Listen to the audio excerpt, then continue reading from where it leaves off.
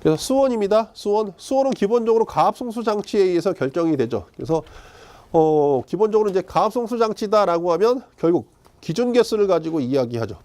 그래서 기준 개수, 그죠?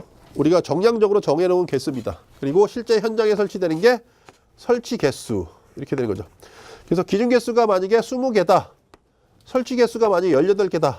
그럼 우리가 가압송수 장치가 됐건 수원이 됐건 기준 우리가 따라야 될 숫자는요. 이런 경우 누구의 숫자를 따라야 되죠? 설치 개수 따르죠.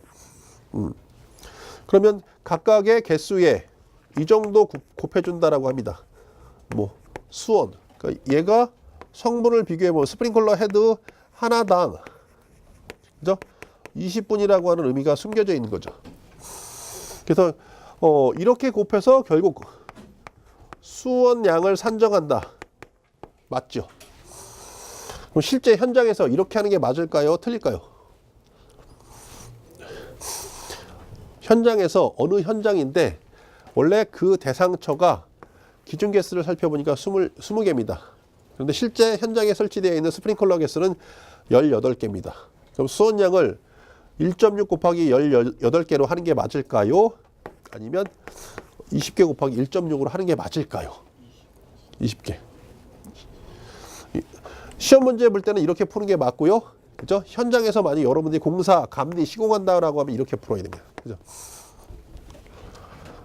시험 문제는 18개를 물어봤으니까 18개에 대한 숫자를 뽑으면 됩니다. 얘는 왜 그러냐면 나중에 유지관리. 네. 18개로 하는 거 맞습니다. 그런데 건물을 쓰다 보니까 어쩔 수 없이 한 개의 헤드를 추가로 증설하면요. 어떻게 되죠? 난리 났죠. 그죠? 아주 난리가 난 거죠. 펌프도 바꿔야 되고요. 수조는 그나마 쉽습니다. 수조는 아무런 문제가 될 게 없죠. 여기가 이제 일반 급수용이다. 이게 소방용이다. 요만큼의 그 높이에 따라 우리가 유효수량이라고 했으니까 그럼 어떻게 우리가 좀 더 많이 확보받으려면 안으로 들어가서 얘를 좀 더 올려주면 됩니다. 그러면 결국 유효수량이 소방은 이만큼 커지는 거죠. 얘는 문제가 아니야. 문제는 얘는 어떻게 할 거냐고. 그죠? 펌프의 가압송수 장치의 용량이 헤드 하나 늘었기 때문에 올려줘야 되죠. 그죠? 왜? 그 애초 20개까지 할 수 있으면 30개가 돼도 어떻게 되겠죠? 20개죠.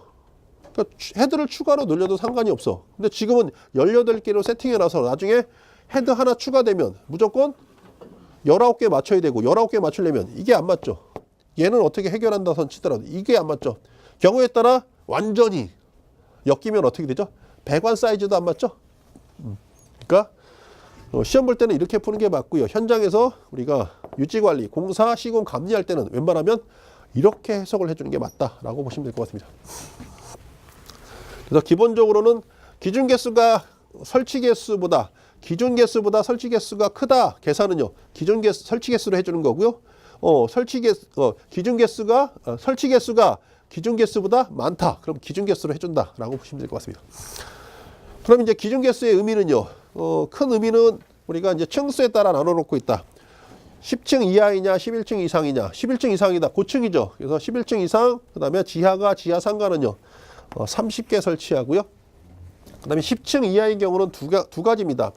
하나는 공장 창고인데 공장 창고에 저장하는 가연물의 종류가 특수가연물. 좀 특이한 가연물은 두 가지가 있죠. 위험물이냐, 특수가연물이냐. 소방에서만 하고 있는 특정한 가연물은요, 특수가연물이죠. 위험물은요, 그건 소방이 아니라 위험물안전관리법. 그래서 특수가연물을 저장 취급하는 공장 창고에서 30개. 그냥 일반 공장 창고에서는요, 20개. 그리고 또 재밌는 게 근생, 판매, 그죠? 운수, 복합입니다. 근데 우리가 이제 특정 소방 대상물 시행령에 가보시면 1번부터 27가지가 쫙 있죠. 뭐 소방시설의 종류가 쫙 나옵니다. 그런데 여기 30번에 뭐가 나오냐면 여기에 복합건축물 이렇게 한 가지 또 나오죠.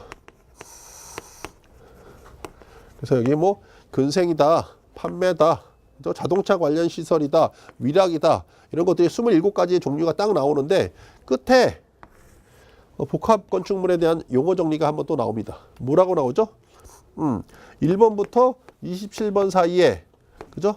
두 가지 이상 있으면 복합 건축물 이렇게 한 가지 의미를 잡고요. 또 한 가지는요. 두 번째는요. 주택의 용도와 플러스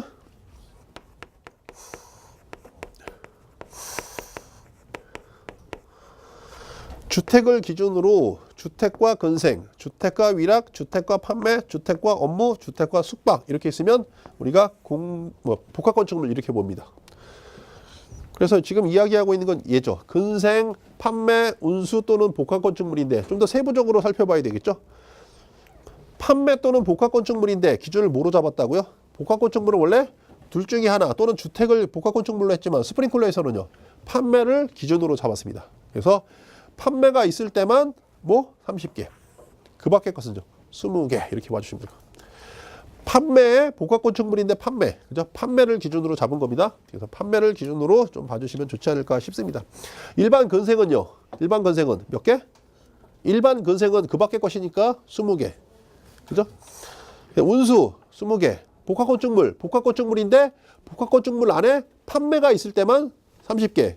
일반 복합 건축물은요. 20개 이렇게 봐주시면 될 것 같습니다. 그리고 이제 방금 전에 사실 이 숫자는 기준을 헤드를 우리가 폐쇄형 헤드를 기준으로 했는데 그럼 개방형으로 하면 어떻게 차이가 있습니까? 똑같습니다. 그죠? 그래서 사실 방금 전에 이 설치 개수라고 하는 것을 뜬금없이 넘겼는데 여기에 1.6이라고 하는 숫자는 결국 이게 앞에 폐쇄형이 됐건 개방형이 됐건 같은 의미다라고 보시면 될 것 같습니다. 왜? 1.6은 기준을 0.1 메가파스칼을 기준으로 80 LPM이라고 하는 숫자를 부여했고요. 이제 개방형에 관련된 설명이죠. 개방형 스프링클러를 헤더를 설치한다. 30개 이하다. 숫자 똑같죠. 1.6 메다 3승인 거고요. 30개를 추구한다. 그럼 제5조, 제1항, 제9호, 10호에 따라 산출된 가압 송수 장치의 1분당 송수량의 20분. 그럼 여기에 시간은요. 여기에 우리가 20분 줬으니까 이 기준은 80이라고 하는 숫자죠. 제5조, 제1항, 제9호 및 제10호는요. 얘죠, 얘. 그래서 개방형이 됐건 폐쇄형이 됐건 기준은 0.1 메가파스칼을 기준으로 80 LPM. 똑같이 곱해주면 됩니다. 앞에 거 있는 거 가지고 고민하지 않으셔도 된다. 유효수량 똑같고요. 그 다음에 쭉 나갑니다. 그 다음에 수조 기준도 똑같습니다. 다만 수조의 기준에서 차이가 있는 것은요. 옥내소화전이다라고 하면 옥내소화전 설비용이라고 수조 표지하고요. 스프링클러라고 하면요. 당연히 스프링클러 설비용 표지하죠. 겸용은요. 겸용은 어떻게 하죠? 겸용이라고 표지해 주면 됩니다.